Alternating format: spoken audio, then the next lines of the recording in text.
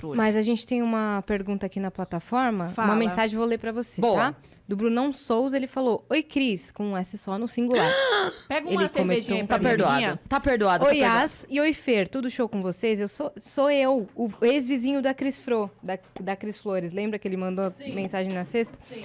Fer, com todo respeito aos ex-BBBs, mas são raros os que saem da casa e conseguem um emprego no show business. Sim. Conta pra nós, o que você acha que foi o seu diferencial para que eles chamassem pra TV? Vou contar pra vocês. Isso é um assunto maravilhoso, sabe por quê? Porque as pessoas, elas me questionam muito se tem preconceito contra ex-BBB. Gente, nós vivemos numa sociedade preconceituosa por si só. Então, só de você existir, vai ter algum preconceito Isso é contra muito ti, maravilhoso. né? Sim. E tudo mais. E a questão do ex-BBB é uma questão muito presente no meio artístico. E quando eu saí do meu Big Brother, não tinha rede social. E isso, meninas, a questão hoje dos milhares de seguidores, hoje a pessoa passa uma semana no Big Brother, ela já tem milhões de seguidores. É, isso é uma doideira, né? E como o E fã-clube. e fã-clube. E como o mercado comercial, o mercado publicitário, tá amando essa questão do engajamento, Tá. isso virou uma grande moeda de troca. Então, hoje, o ex-BBB, ele não é mais visto como o lixo que ele era visto na minha época, que não existia Instagram, que o Instagram estava começando. Por quê? Porque nós não tínhamos, na época, moeda de troca. Então, as marcas, elas não queriam me vestir, porque eu era ex-BBB, porque eu sou ex-BBB, não deixei de ser. As marcas não queriam me contratar. Ainda existiam as revistas não queriam ter ex-BBB nas páginas. Mesmo não a queriam, campeã? Mesmo a campeã. E olha que eu saí com uma imagem ótima. Sim. É verdade. E mesmo assim, as marcas não queriam.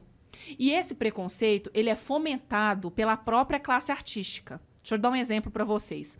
Hoje, o meu produtor, que é o Tiego, lá no Encrenca, ele trabalhou comigo na Globo, não diretamente, ele trabalhava em Malhação e eu trabalhava no Video Show.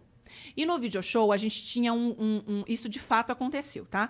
A gente tinha um carrinho, dos carrinhos lá de golfe, que era um carrinho próprio, que era o Henrique, motorista, super meu amigo. E esse carrinho, de vez em quando, ele ficava um pouco ocioso, porque dependendo do horário... O produtor chama pra buscar. Exatamente. E aí, o Henrique foi me buscar na Portaria 3, existia uma velha... Existia não, pelo amor de Deus, e não é velha. Uma atriz da velha guarda. Uma atriz muito respeitada e tudo mais. Ela tava lá, ela já é uma senhora. E aí, porque eu não quero confusão, por isso que eu não vou falar nome, tá, gente? Aí, beleza. Aí, eu olhei aquela senhora ali esperando o carrinho, virei e falei assim, você quer, por gentileza, eu te dou uma carona, você vai até a Malhação, que é a produção do Tiego. Você vai até a Malhação, eu vou te dar uma carona. A moça, a senhora entrou no carrinho, eu levei ela lá, depois o Henrique me deixou no ponto de apoio do Video Show e eu fiquei por lá. E aí, depois, o que aconteceu? Ela entrou pra dentro do camarim lá na Malhação, falou que ela não admitia ter ido de carona com uma ex-BBB. E por que aceitou? Pois é. Porque não Que queria ir de andando. onde- Pois é. Que de onde já se viu uma atriz como ela ter sido transportada, a produção não ter aparecido, e ter sido transportada de favor num carrinho com uma ex-BBB. E depois disso, gente, as atrizes que comumente, isso palavras do Tiego, que estava lá na produção, eu não estava, eu acompanhei esse desenrolar depois. As atrizes que tanto falam em empatia, etc., começaram a apoiar a postura dela e mandaram flores para ela, Nossa, porque ela pegou uma porque carona. ela pegou uma carona comigo. E aí, o que aconteceu? Mandaram flores e tudo mais. Ou seja, endossam esse comportamento. Entendeu? Porque igual o Tiego era o chefe, era responsável lá da produção. Ele falou assim, Nanda, eu achei um absurdo. Eu falei, não tem que mandar flores. Calma, o mundo é diferente e tudo mais e tal. Então, o que acontece? As pessoas, elas saem do Big Brother com uma carga, principalmente na minha época, saíam com uma carga negativa muito grande. E hoje isso não é mais tão assim, porque olha, a Juliette... Positivíssima. O Gil. O Gil, virou muito legal, principalmente... virou algo muito legal, principalmente depois dessa questão do camarote. Sim, quando misturou a internet Sim. Exatamente. com inscritos. E tudo mais. E aí, o que acontece? As pessoas, elas julgam muito o sucesso de uma carreira de um ex-BBB se ele aparece ou não no showbiz. E isso é uma grande mentira também, porque não necessariamente o sucesso, ele é atrelado só à carreira artística. Tem vários ex-BBBs, ex-campeões de Big Brother, que têm a profissão deles, são médicos, abriram um negócio, abriram uma Investiram em empresa, imóveis. em franquias, etc. E hoje estão super bem. Não quer dizer que eu estou na TV, que quer dizer que eu tenha mais sucesso que as outras pessoas. Isso é o primeiro equívoco.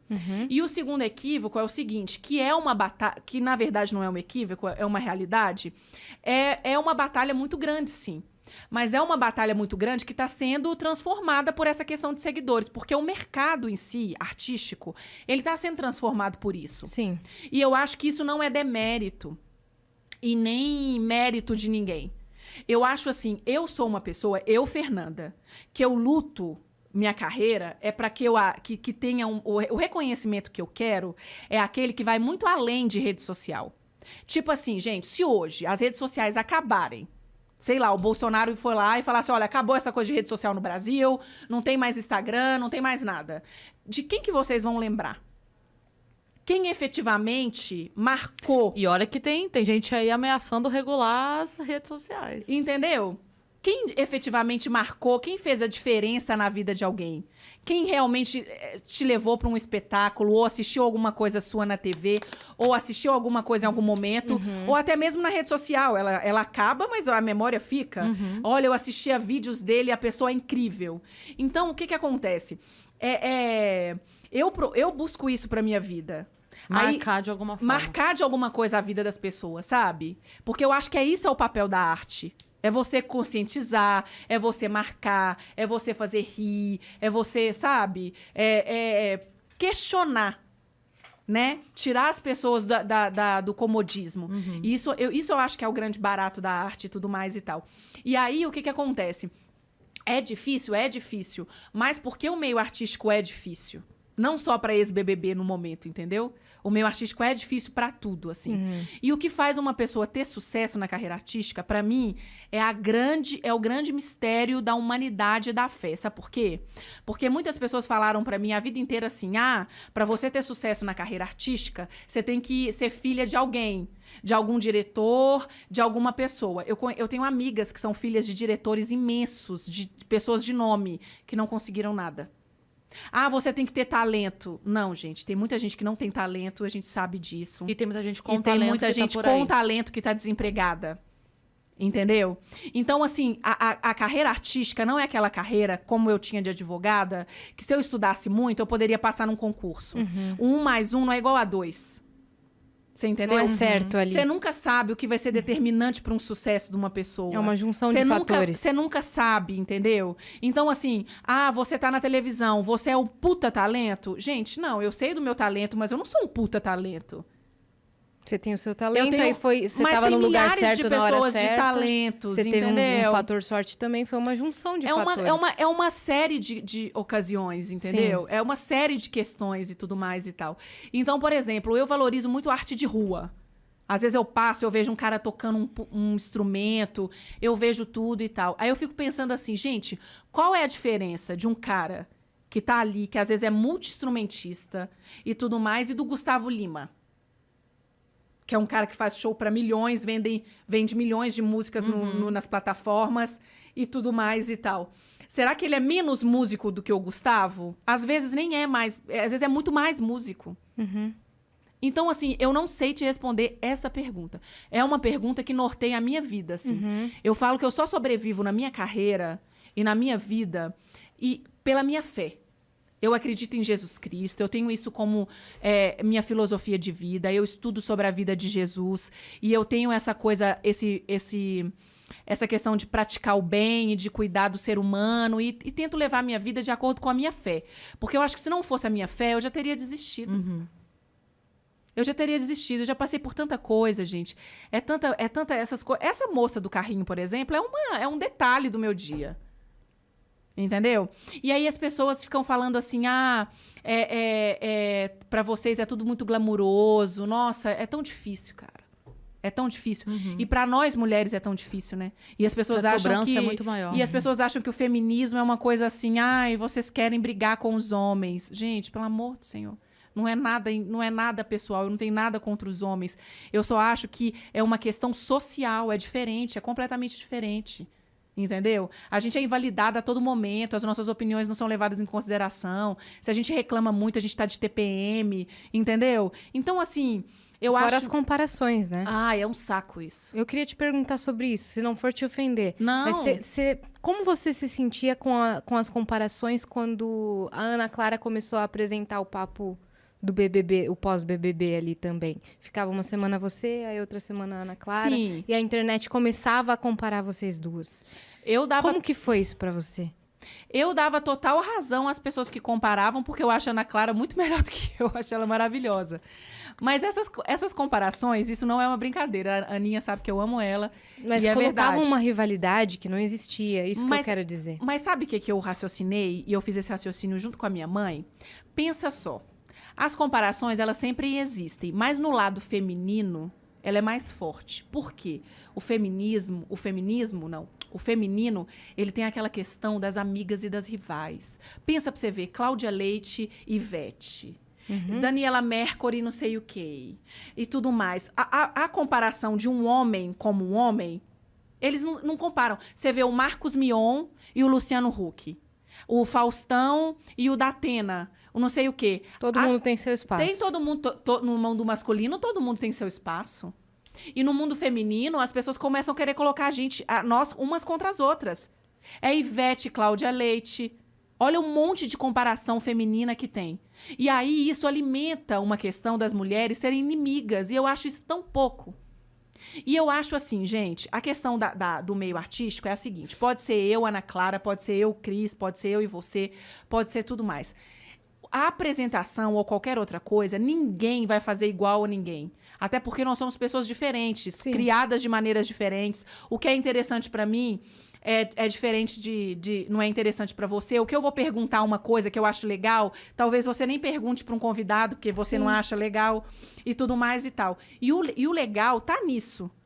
Entendeu? Tipo assim, se todo mundo apresentasse o Big Brother como o Pedro Bial, o Thiago Leifert nunca teria tido seu espaço. Sim.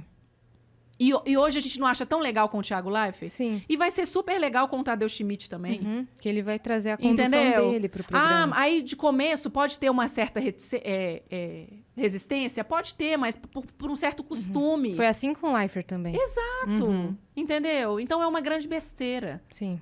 Sabe? Então eu levava assim, às vezes me chateava, não as comparações com a Ana Clara, mas às vezes me chateava as comparações no geral. Sim. Porque sempre tinha que existir uma comparação. No video show era eu, a Vivi e a Sofia. Não podia prestar atenção só no podia, trabalho, né? Entendeu? E é uma coisa, assim, no meio artístico, a gente tava falando hoje isso na reunião antes de vir pra cá. Se tá ruim, gente, pra uma pessoa, tá ruim pra todo mundo. Eu não tenho o menor interesse de o podcast de vocês não ser um sucesso. Se tiver sucesso pra vocês, outras meninas também vão fazer podcast e vai tá bom pra todo mundo. Exatamente. Entendeu? Se eu fizer sucesso, se a Ana Clara fizer sucesso, se a Vivian fizer sucesso, se a Rafa Kalimann fizer sucesso, olha, quantos ex-BBBs estão aí no mercado, e aí vai estar bom pra todo mundo. Essa questão de ter que estar bom só pra uma pessoa é uma visão muito pequena do universo. E errada. Errada. Porque nunca, não tem como. Exato. Ou o mercado vai adotar todo mundo ou não vai adotar ninguém. Não tem essa de você ser o Sim. alecrim dourado que todo mundo te ama e odeia todos os outros. Não é assim. Gente, olha pra você ver as apresentadoras infantis, tá? A Xuxa, a Mara, a Angélica, todo mundo. Olha pra você ver as fases que elas passaram. Elas eram concorrentes em relação ao público delas. Depois elas foram evoluindo, cada uma foi ocupando seu espaço. Tem gente que hoje nem trabalha mais. Tem a Eliana, que é um sucesso. Então, assim, são fases da carreira. Dependendo dos projetos, entendeu? Sim. E a Dani já tá falando pra gente ir embora? A gente precisa. a gente vai Mas eu só precisar ia falar encerrar. que normalmente você nunca. Eu vi essa frase, achei maravilhosa. Você nunca é criticado por alguém que está fazendo mais do que você. É Sim. verdade. Sempre. A pessoa que tá comparando você, que tá criticando o seu trabalho, que tá falando alguma coisa, é porque tá com a bunda no sofá em casa. E que adoraria tá fazendo aquilo que você tá fazendo, mas como ela não tá, então o jeito dela é tentar dizer pra você que tá ruim o seu trabalho, sabe? Sim. E assim, quando as pessoas dizem que você não é capaz de alguma coisa, que você não dá conta, que você não pode, que aquilo não é o seu lugar, que... Na verdade, ela tá mostrando pra você o limite dela, não o seu. É verdade. Pra mim, isso é muito claro. Quando a pessoa diz, porque isso aqui é outra coisa, eu falo, cara, esse é o teu limite. fique com ele. O meu limite é outro. Sim. Eu tô muito longe do meu limite ainda, tá tudo bem. E uma coisa que a pandemia trouxe, gente, agora pra finalizar, que eu espero que vocês aí estejam exercendo, que é o seguinte: saúde mental em primeiro lugar, se livrem das pessoas tóxicas. Eu não sou uma pessoa acostumada muito com elogio, porque eu fui criada muito na base da crítica. Então, quando alguém me elogia muito, eu já começo a desconfiar. Mas, independente de elogios, independente das críticas, tem sempre uma forma de se fazer. Um jeito de se falar. Carpini já postou isso hoje. Ele postou uma frase falando assim: a delicadeza a gente conhece na crítica, não no elogio. Exatamente. Porque elogio é muito fácil, né? Eu falo que você é linda, eu posso falar do jeito que eu quiser que você é linda. Agora, eu vi trazer uma crítica e conseguir fazer isso de uma maneira doce e conseguir fazer de uma maneira delicada, é aí que a gente conhece com quem a gente tá lidando, né? Verdade. Exatamente.